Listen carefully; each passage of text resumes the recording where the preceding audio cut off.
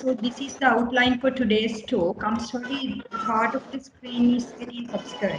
Now I hope you could see the entire screen. So this is the layout for the talk today. Before we speak about Wilson's disease, I would like to recap the history about Wilson's disease.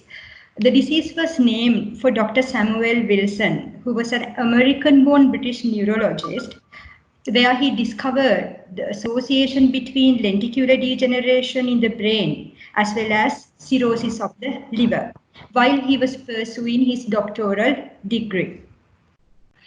Since then, there had been so many developments with the Wilson's disease evolution, its diagnostics, as well as its therapy. So I would like to give a brief overview before we discuss the facts in detail. Wilson's disease is a rare disorder of copper metabolism and it causes copper toxicosis or else copper overload. The worldwide prevalence is estimated to be 1 in 30,000. The disease is genetically inherited in autosomal recessive manner and the mutations lie on ATP7B gene, which is located in long arm of chromosome 13. Looking at the clinical phenotype, hepatic phenotype predominates in children, while neurological features become more and more apparent towards adolescence and adulthood. How are we going to make the diagnosis of Wilson's disease, which we will discuss in detail? However, briefly, it is aided by genetic testing as well as Wilson's diagnostic score. In treatment-wise, copper chelators are the mainstay of medical therapy, and the other alternative method is liver transplant, which should be selected carefully. And the transplant may be required to rescue children who would present with acute severe scenarios or sometimes who have got established cirrhosis of the liver. Reported short-term as well as long-term outcomes are quite satisfactory in Wilson's disease, provided the appropriate management strategies have been chosen in a timely manner. Before moving to the clinical facts, I would like to briefly tell about the sequence of events in pathophysiology. And this will be briefly mentioned because it's not the main focus of the talk today. However, it will be important to have a background idea about the pathophysiology. In Wilson's disease, what you get is the mutations of ATP7B gene. ATP7B gene is responsible to code the protein which is acting on copper transporting mechanisms, which is a P-type ATPase. And that has some effects on ceruloplasmin production. Ceruloplasmin is a main modality or a main protein which is involved in copper transport from liver, from tissues, outside the body, and finally to the excretion. Defective mutations leading to defective transportation of the copper would result in increased accumulation of free copper within the cells. Free copper is not quite good to the cells. It will cause free radical mediated cell damage. And if it is happening in the liver, it would cause cell damage and the liver would try and attempt to repair. However, this attempted repair would result in fibrosis, finally causing cirrhosis. And in contrast, if it is happening in the brain, it might cause astrocyte damage, demyelination, and its mainly occurrence in basal ganglia and thalamus. So the basic mechanism is copper overload due to defective copper transportation. Let's move to the more interesting facts about clinical presentation. What kind of a disease is this? It's quite heterogeneous, where you can have a lot of presenting patterns ranging from mild varieties to very severe varieties.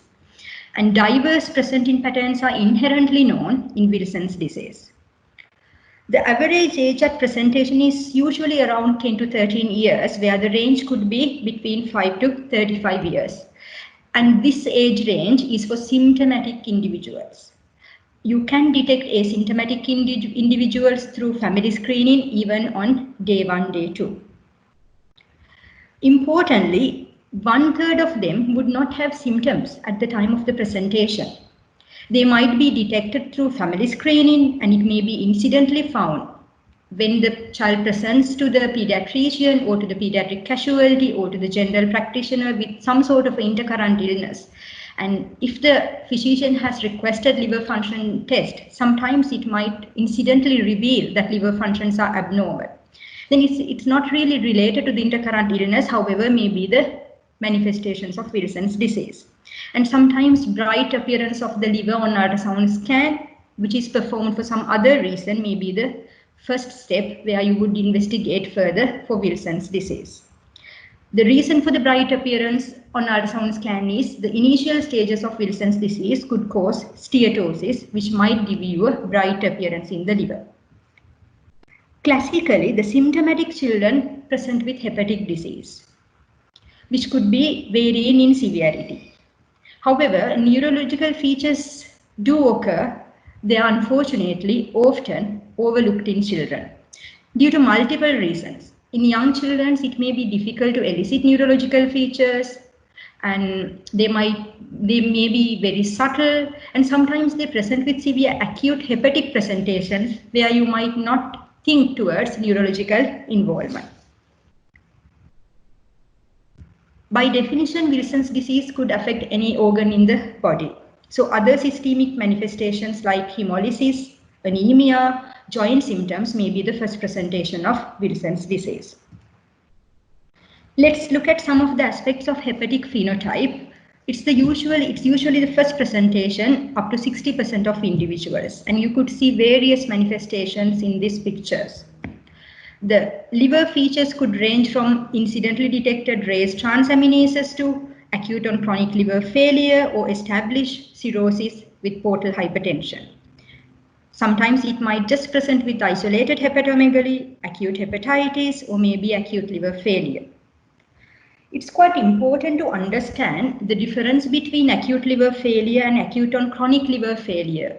One might think it's very straightforward. Yes, it is. However, when the first presentation is quite acute, we try and label them as acute liver failure. Most of the Wilsonian children present with acute and chronic background, acute and chronic liver failure, where the first presentation is in a kind of acute scenario. The features which would support your chronicity would be the presence of portal hypertension, presence of persistently low synthetic functions, and the liver biochemistry, and the gold standard would be the liver biopsy and histology, which would show the established cirrhosis. European Society of Pediatric Gastroenterology, Hepatology and Nutrition recommends to suspect Wilson's disease in any child who's more than 1 year with undiagnosed liver disease. So high index of suspicion should be needed to diagnose Wilson's disease if you have an undiagnosed liver disease. And they have brought down the age to 1 year because to increase the sensitivity, as it could occur even at the age of 1 year. I thought I would share some of my experience which I had recently to elaborate and give some practical importance to what I talk about. So these are the data from Birmingham Children's Hospital, where we evaluated 67 children and adolescents who had Wilson's disease over a period of 30 years, 2018 backwards. I was instrumental in carrying out this project as the primary investigator, and we presented this in British Society of Pediatric Gastroenterology, Hepatology and Nutrition in this year and awaiting the publication. So when we looked at these 67 children, what we found was 10 of them were siblings who were diagnosed with family screening. And we had 57 index cases, and you could appreciate the majority of them had hepatic presentations. And of them, the majority were acute and chronic liver failure. And there were presentations like neurological and hemolysis or hematological as the first presentation to the hospital. Importantly, as I mentioned earlier, 1/3 of the cohort was asymptomatic at the time of the presentation, where they were found to have incidental diagnosis of Wilson's disease with abnormal liver function tests. Let's look at the neurological phenotype. We know brain is the second most common organ which is affected with Wilson's disease. And it's well recognized to have neurological or neuropsychiatric features in adults. The neurological features could be subtle in childhood, so sometimes it is not very much detected or looked for. One of the important things to understand would be you could still have abnormal neurology with the absence of symptomatic liver disease. They do not necessarily have liver abnormality to be symptomatic for them to have abnormal neurology. What would be the neurological features you have to look when you encounter a child suspected with Wilson's disease? It may be quite obvious, like movement disorders, tremors, dystonia, dysarthria, so on, and maybe motor developmental delays. Changes in the speech and abnormalities in the speech are quite characteristic, and you have to have high degree of suspicion to inquire them. On the other hand, it may just be mood disorders, depression, mania, anxiety. Sometimes it might be mislabeled as schizophrenia. Subtle cognitive defects may also be present.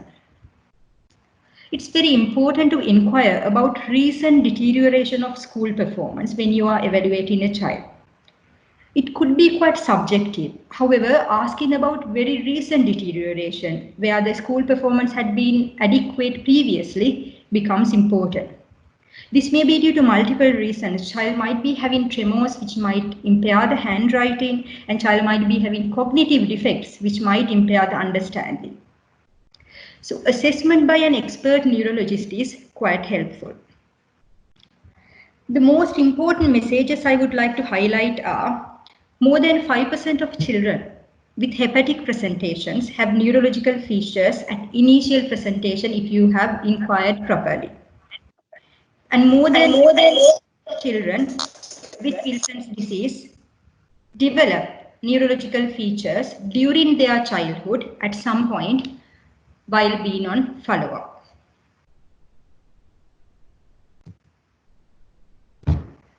Again, I would like to share some clinical experience pertaining to neurological involvement in Wilson's disease.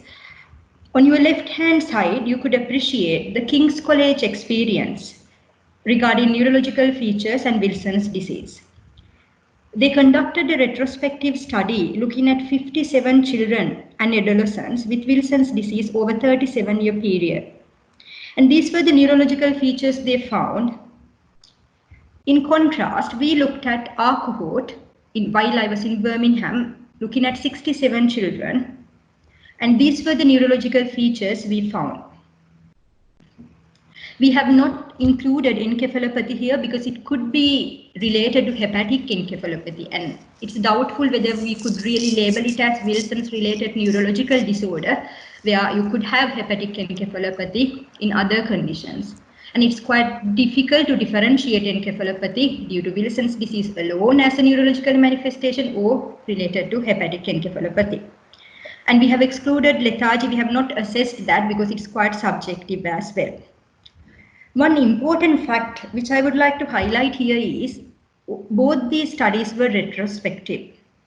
And if you perform a study prospectively, you might understand this may be the tip of the iceberg, where you might detect more and more neurological features in children, because all these were documentary facts where we have not assessed children prospectively. The other question would be, is there any correlation between severity of the hepatic phenotype and the neurological presentation? Do you need to have severe hepatic disease or cirrhosis for you to have neurological disease? The answer is no. If you look at these 3 children where we have analyzed in depth, these 3 children presented primarily to the neurologist initially with neurological phenotype. Then they were diagnosed to have Wilson's disease and subsequently referred. You could appreciate their ages, and if you relate the changes on liver biopsy, 2 of the 3 had only minor changes in the liver biopsy, and only 1 had chronic liver disease with portal hypertension. However, all 3 had significant neurological abnormalities for them to present to the neurologist. It's important to understand you don't need to have severe hepatic disease for you to have neurological disease. That would be one of the take-home messages. And expected clinical phenotype, whether the liver is going to affect mostly, whether the brain is going to be affected mostly, or whether the other systemic manifestations would be the predominant features, would depend on the underlying genetic mutations. However, it's quite hard to propose a genotype-phenotype correlation because more than 700 mutations have been identified. So day by day, people are trying, but it's becoming harder and harder to identify genotype-phenotype correlation. However, there is some genotype-phenotype correlation which is indicated by this data. So far, we have looked at hepatic manifestations as well as neurological features. We'll briefly see what are the other systemic manifestations which could be there as part of Wilson's disease. We all know K-Frinks are classical in Wilson's disease, and it has got a quite high sensitivity for the diagnosis. And you could appreciate in future slides, it is part of the Wilson's diagnostic score as well. Other eye manifestations could be sunflower cataract, saccadic eye movements. Certain children might present with hematological manifestations like non-immune hemolytic anemia. The characteristic feature is you will get hemolysis, however, the direct antibody test or Coombs test will be negative. And this hemolysis could be acute, could be low-grade chronic hemolysis, or sometimes it may be intermittent hemolysis. What is the reason for these children or adolescents to get hemolysis? What's the mechanism? The theory postulated is free copper is toxic to the red cells, and if it is in high concentrations, it might cause direct damage to the red cells, causing hemolysis. Looking at the other organs, kidneys, you can have Fanconi syndrome. Arthropathy and arthritis may be a manifestation of Wilson's disease. And sometimes the other organ involvement like pancreatitis, cardiomyopathy, endocrinopathies have been reported. This is to illustrate the K-Frinks as well as sunflower cataract. Let's move to have some discussion or talk regarding investigations and how to interpret them in the context of Wilson's disease. Before moving to specific investigations, I would like to elaborate on basic investigations we would start with any child who come across in clinical practice. Firstly, we would do some hematological investigations. And in Wilson's disease, the supportive evidence could be hemolytic anemia, and if you do a retic count, it may be raised, and that picture would be helpful for you to understand hemolysis, and that will be negative. On the other hand, if the child has got chronic liver disease with established portal hypertension, there may be low platelets, and sometimes the severity of hypersplenism could cause pancytopenia as well. How are you going to interpret liver functions? We'll look at one by one. Transaminases. Generally, you do not get very high degree of transaminitis in Wilson's disease. In comparison to a 7-year-old child who has got autoimmune liver disease who might present with transaminases in hundreds or thousands, the same age child who might present with Wilson's disease will not have transaminases raised to that degree. It may be less than hundreds in 2 digits rather than 3 digits or 4 digits. So the degree of transaminitis is quite lesser compared to other differential diagnoses. Gamma GT could be variable. It hasn't got much specific diagnostic value. However, it could indicate the severity of the cholestasis. Alkaline phosphatase, quite interesting.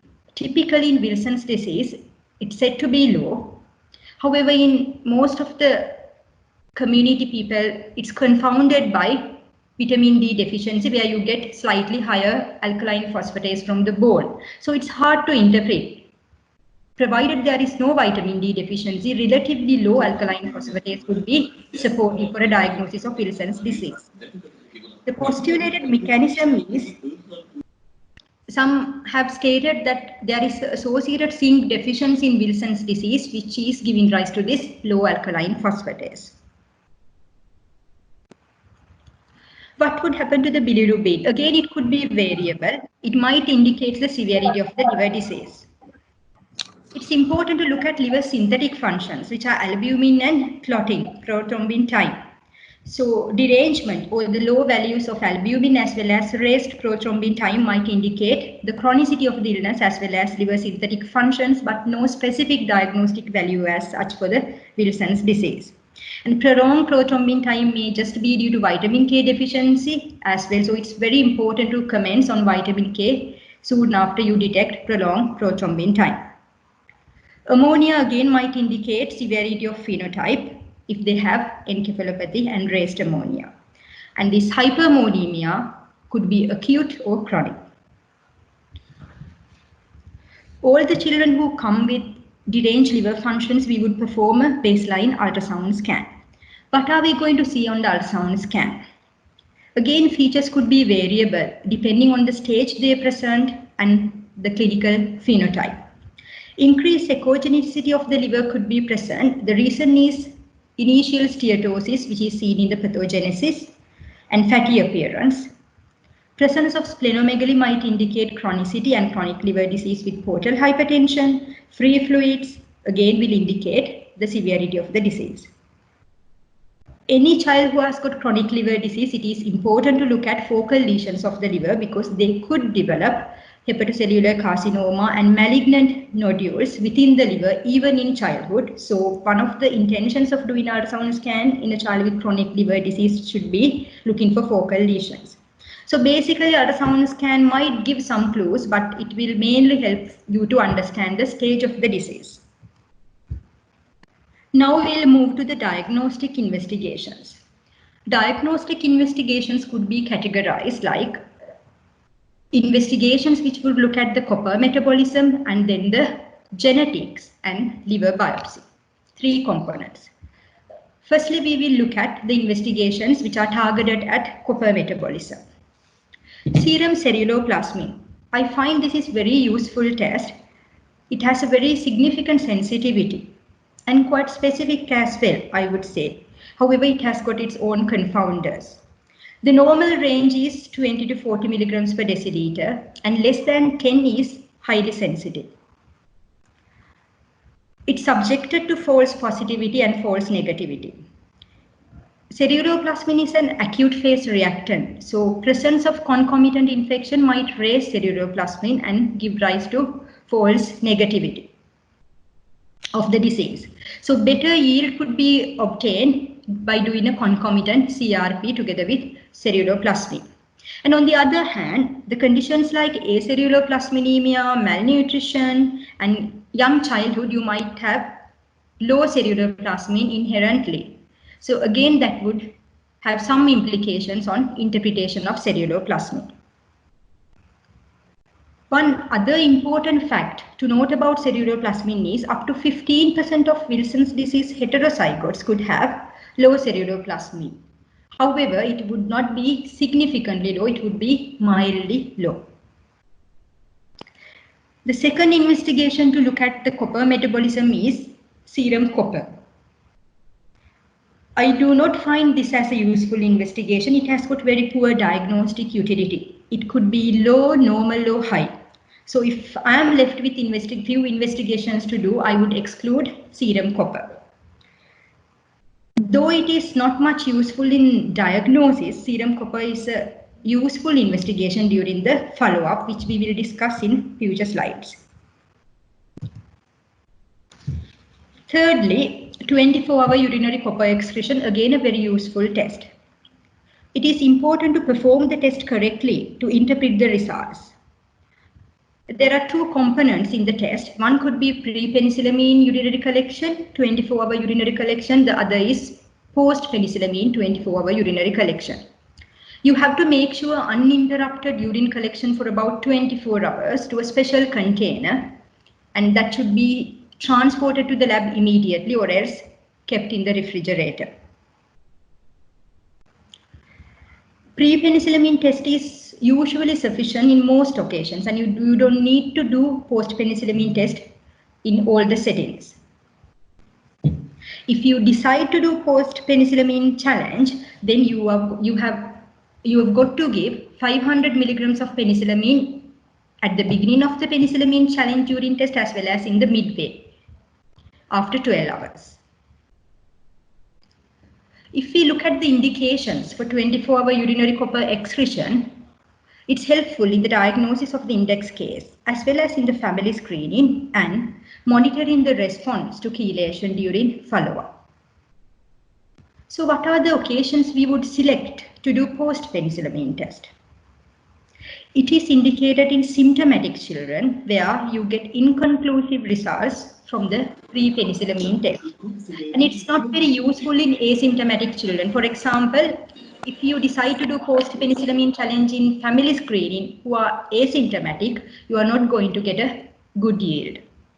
I have indicated interpretation of pre-penicillamine test as well as post-penicillamine test which you could look into.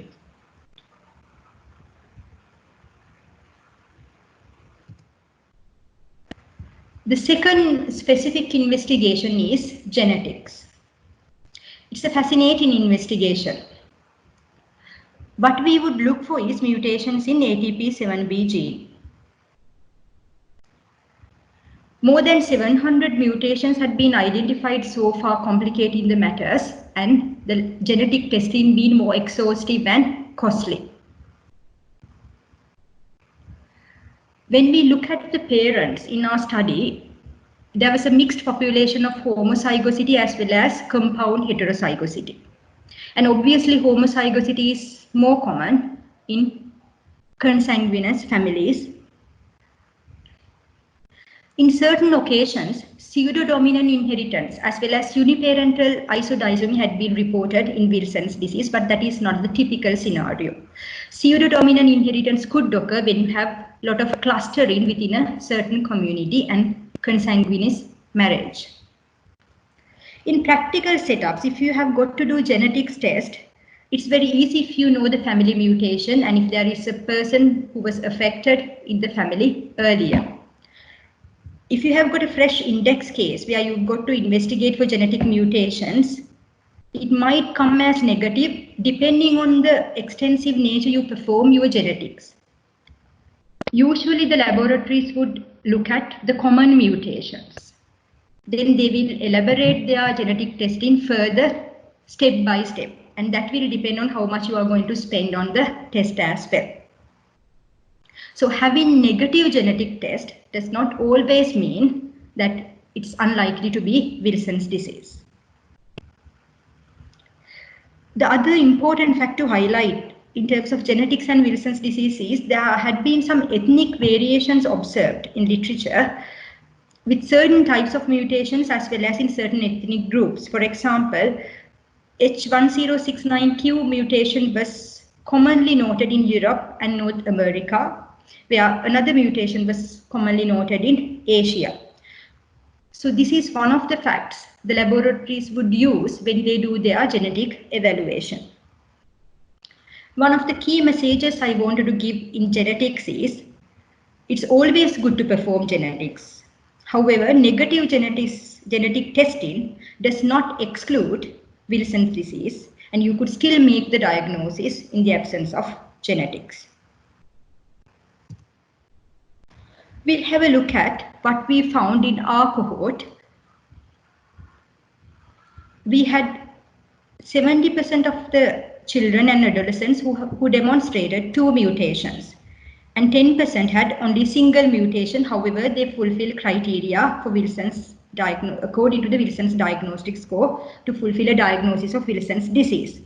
And 20% of them, we could not find genetic reports, probably due to the old cohort, because we looked at the data 30 years back. And in early years, we did not have the availability of genetic testing even in other countries.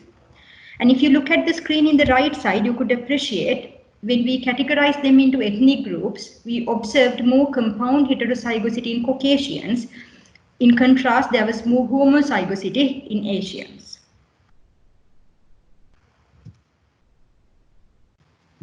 As the third important test, we would look at liver biopsy, liver histology, as well as dry copper.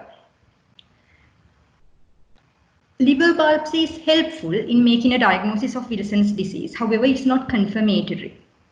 And there are certain disorders where the histology would be diagnostic. You really need to have liver histology and liver biopsy. However, Wilson's disease is not a histological diagnosis, and liver biopsy is not essential. And what should be the role of liver biopsy in Wilson's disease then? It might give you some supportive evidence to find out the degree of liver damage, as well as it would enable doing dry copper, which is a more specific test, which is available through liver histology. So basically, by performing a liver biopsy, you might get some supportive features which would support your diagnosis of Wilson's disease, will enable you to do dry copper, and will help you to stage the disease. On your right hand side, I have illustrated few images which indicate certain features which might be there in a biopsy of a child with Wilson's disease. The first one shows steatosis, fatty infiltration, and Mallory-Denk body is quite frequently available pathological finding, histological finding. Mallory-Denk body is cytoplasmic inclusions, and this is copper staining in rhodonine stain. And again, it's important to note, negative copper staining does not exclude Wilson's disease.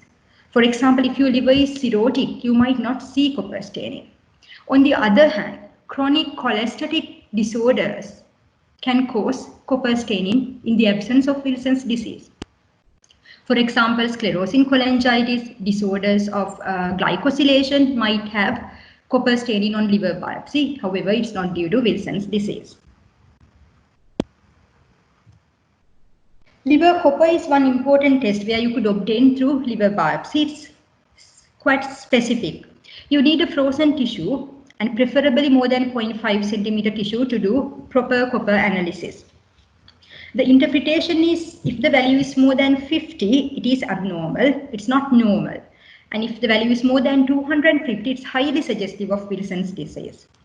Values between 50 to 250 will count a score for the Wilson's diagnostic score, however, would not be very specific. And as I discussed, high liver copper may be seen in other cholestatic conditions. Lastly, out of investigations, we'll look at the place for imaging. Most of our investigations were targeted at the liver. Now we've got to assess the brain. And it's important to identify the disease severity in multiple organs, and it will help you to prognostify as well. So MRI images had been the traditional modality of imaging which was performed to identify changes in Wilson's disease. However, nowadays the understanding is MRI could be normal in early stages of Wilson's disease, and that might give you false reassurance. So the trend is to perform MR spectroscopy to detect early changes in Wilson's disease. And there is a predilection to affect basal ganglia as well as thalami, putamen, and caudate nucleus. So far, we have gone through clinical features and diagnostic tests for Wilson's disease. Now we will look at how are we going to make a diagnosis incorporating all these clinical features and diagnostic test. Wilson's diagnostic score is a score which was described by Ferenczi initially, then which was adopted by European Society of Pediatric Gastroenterology, Hepatology and Nutrition, and they published their position paper in 2018, which is the latest worldwide guidance available for the Wilson's disease. And they have suggested to adopt this method to diagnose Wilson's disease. This was partly to avoid delayed diagnosis and delay in implementing treatment strategies. So if you look at the score, you need to have either 4 or more to make the diagnosis. So this has incorporated clinical features like K-Frings, and if you have K-Frings, it has given significant importance, giving a score of 2. And neuropsychiatric symptoms or typical imaging, and then hemolytic anemia with serum copper, and urinary copper, liver copper, or else liver histology, one or the other, serum ceruloplasmin, and mutations. It's good to interpret if you have 2 mutations, then the diagnosis is made. You don't have to worry about all the other criteria. If you have got 1 mutation, still that will count for your Wilson's diagnostic score. And on the other hand, you could appreciate serum ceruloplasmin, if that is less than 0.1 grams per liter, in other words, less than 10 milligrams per deciliter, will give you a score of 2. That has been given a very good validity in the diagnostic score. So basically, the diagnosis of Wilson's disease is quite straightforward, and you can use the available clinical features and diagnostic findings. However, it's always good to go and perform genetics if you have the facilities, because it will enable you to do proper and targeted family screening and to be confident in your diagnosis. Let's briefly look at diagnostic dilemmas and atypical scenarios. The differential diagnosis for Wilson's disease could be non-alcoholic fatty liver disease. In the initial stages, it might appear like fatty liver. So if you see a fatty liver on ultrasound scan, it's always good to look for Wilson's disease before you conclude on non-alcoholic fatty liver disease. And other metabolic liver diseases like OTC deficiency, urea cycle disorders will give you that typical metabolic feeling and metabolic appearance on the biopsy.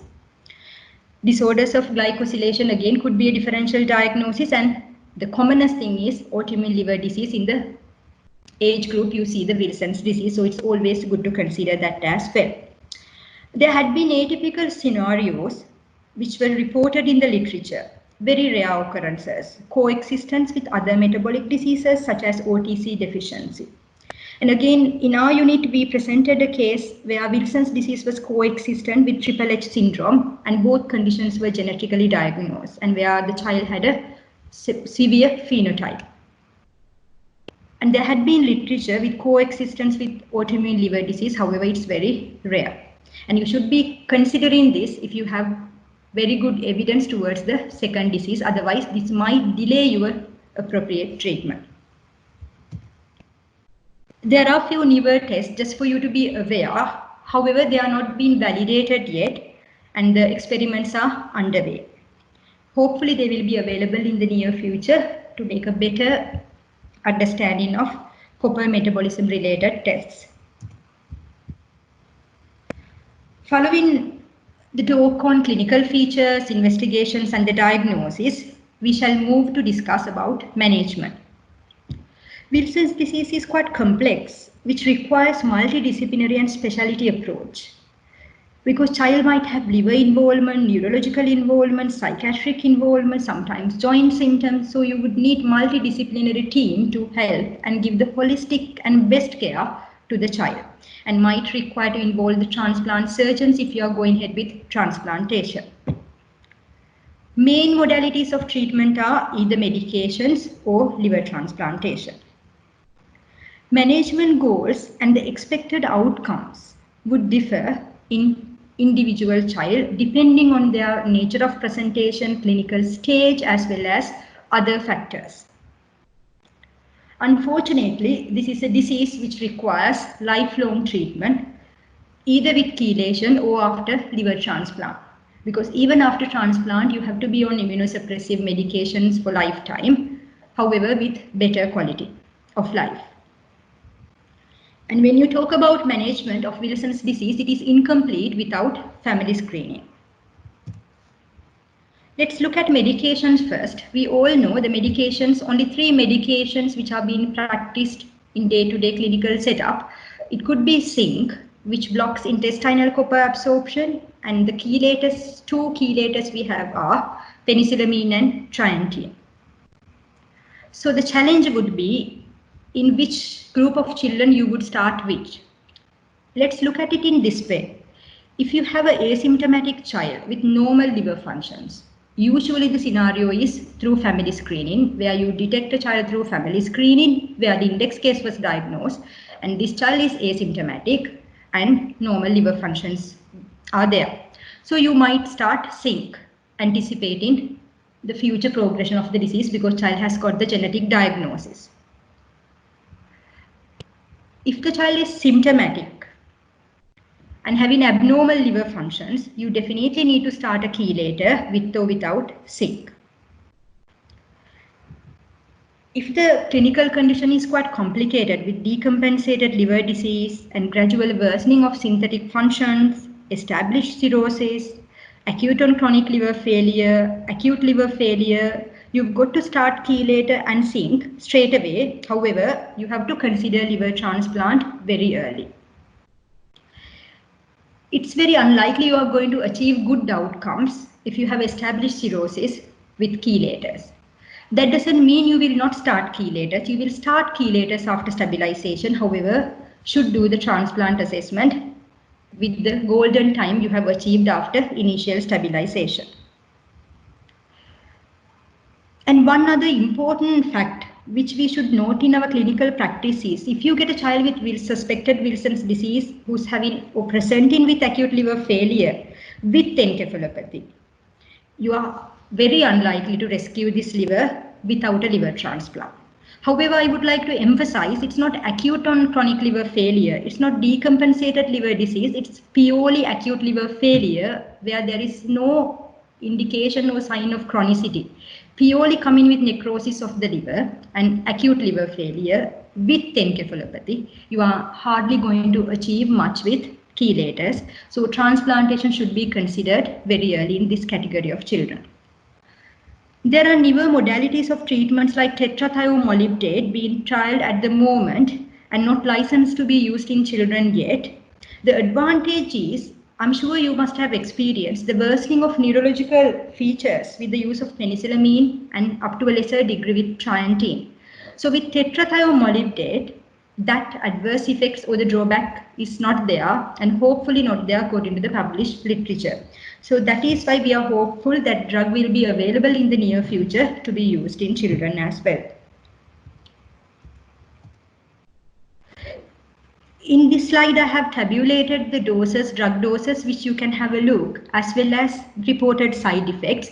I'm not going to go through detail, but this can be referred whenever you have a child to treat. This indicates the dosages in different age or weight categories and when to titrate, when to start and how to start.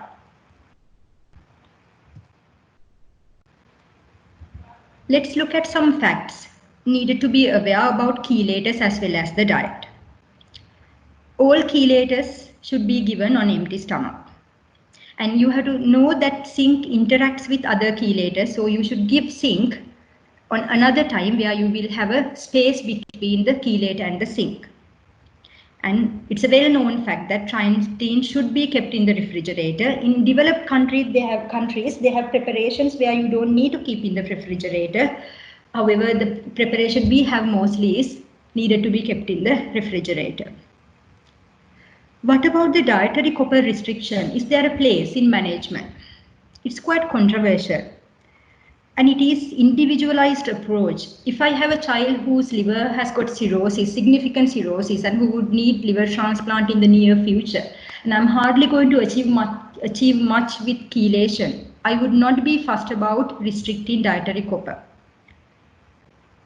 However, if you have an early presentation where you are likely to achieve good outcomes with chelators, yes, I would be happy to go through this dietary copper restriction, at least where I would achieve some stabilization in the liver function tests. Looking at the adverse effects, zinc is quite safe. It's well known to cause GI side effects, sometimes requiring withdrawal of the drug as well. However, it's quite safe. Very rarely it might cause neutropenia. Side effect profile of penicillamine is well known. It could cause skin reactions, proteinuria, and lupus kind of a syndrome where you have to monitor these children for these important side effects. And sometimes significant cytopenias or nephrotic range proteinuria might require withdrawal of the drug. And after a period of time, you might introduce it with the low dose, provided the severity was not enough for you to consider it. And how are you going to overcome this neurological worsening, which could happen with these chelators?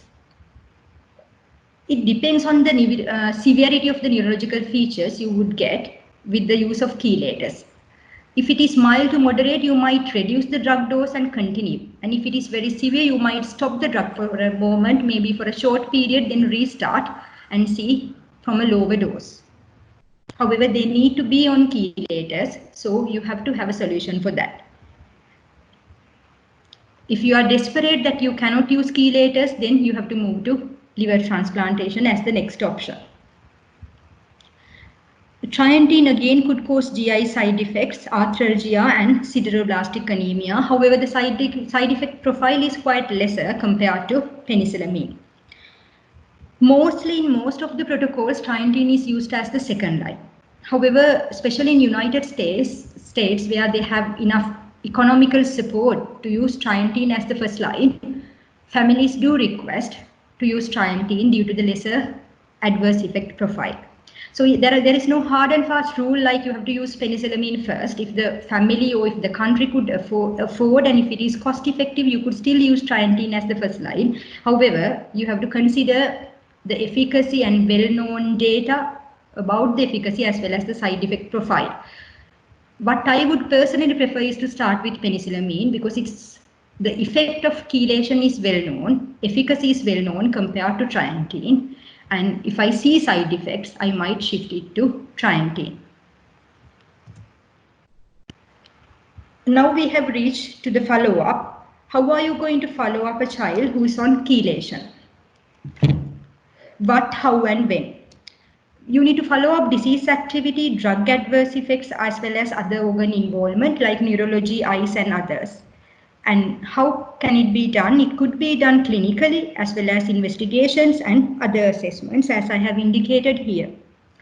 And the frequency of follow-up, initially you have to follow them up very closely soon after the diagnosis. And once they have been stabilized, maybe monthly, then 3 to 6 monthly. And it is always important to check the adherence to the medication during the follow-up. And that should be the first differential diagnosis if you see a flare-up of liver function tests. And if you have made a change in the drug or dose, then you have to do more frequent follow-up. And these children also deserve other aspects of care as per chronic liver disease if they have got chronic liver disease, such as optimization of nutrition, surveillance endoscopies, and relevant medications as well as optimum management of their acute episodes. The second part of that management is liver transplant for Wilson's disease. Liver transplant is the other recognized modality of treatment in addition to chelation. What would be the indications for liver transplant? Acute liver failure with encephalopathy, not responding to chelation. As I have mentioned earlier, it's very rare this group of children would respond to chelation. However, it could happen. You can start chelation and see while you are assessing for the liver transplant. Acute and chronic liver disease with established cirrhosis, again, you have to go through with the transplant assessment. Worsening liver synthetic functions or progressive portal hypertension in chronic liver disease.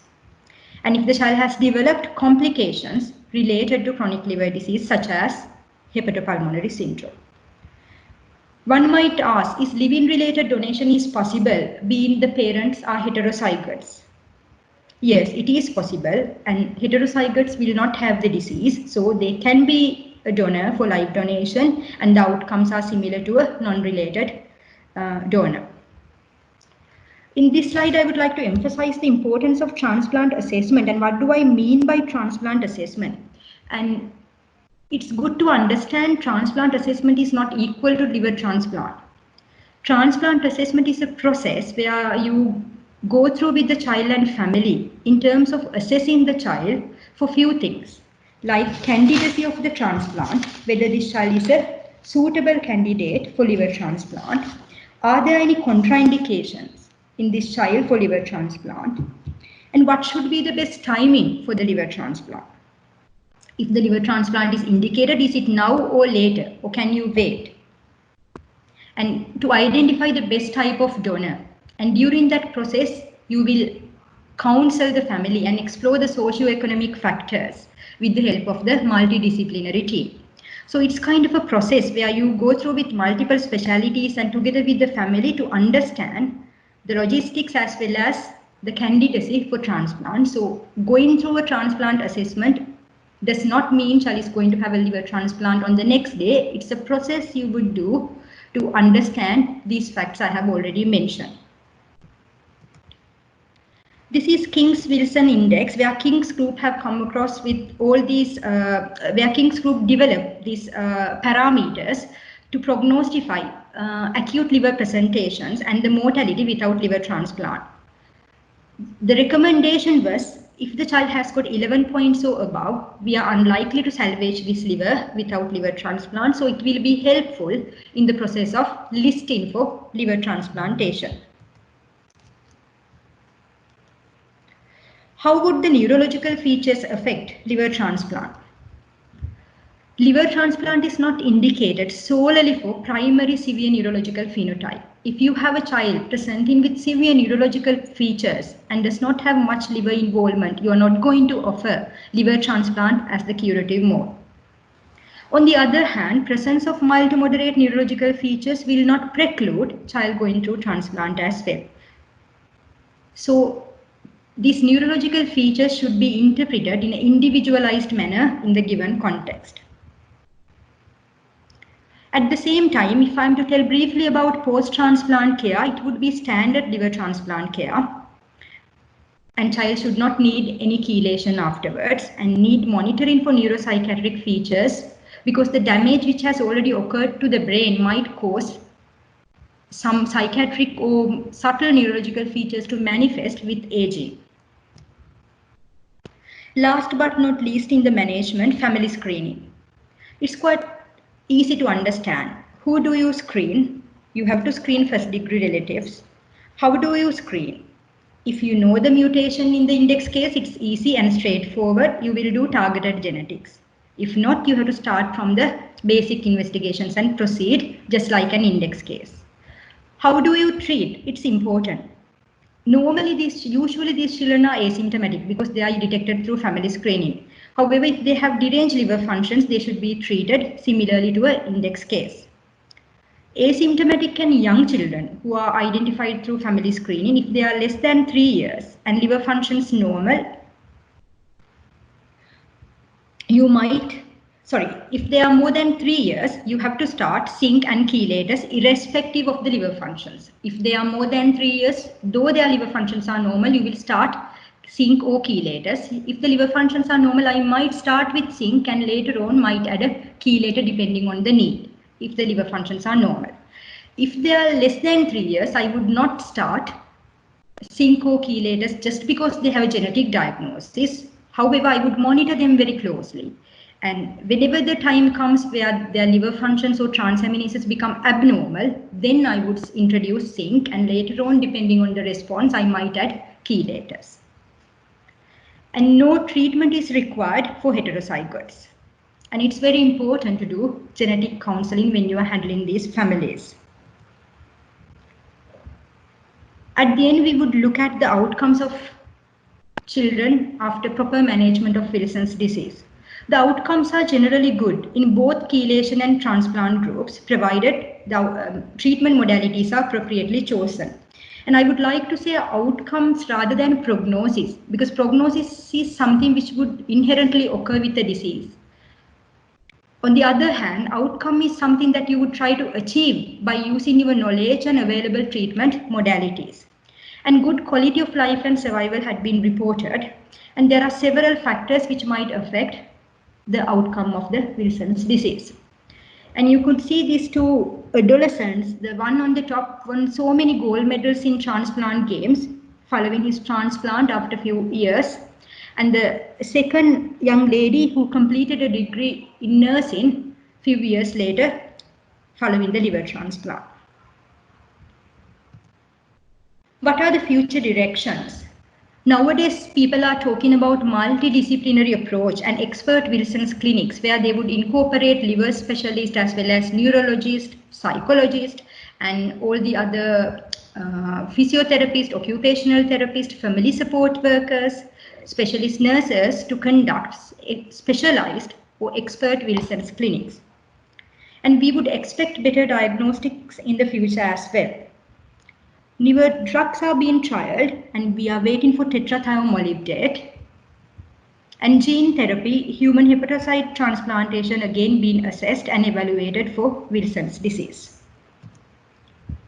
This brings me to the end of my presentation, and in summary, I would like to say Wilson's disease is rare as per available epidemiological data. However, it is not rare in clinical practice. It's quite heterogeneous disease with diverse presenting patterns. Neurological features are often overlooked in children and young adolescents. You need to have high index of suspicion to make the diagnosis, and it could be aided with Wilson's diagnostic score or genetic testing. Appropriate and timely treatment results in good outcomes in short term as well as in long term. Lastly, I would like to invite you to read through this review, which I published together with the co-workers in Birmingham. This was published in Archives very recently. It gives a detailed account on Wilson's disease in children and adolescents. And thank you very much.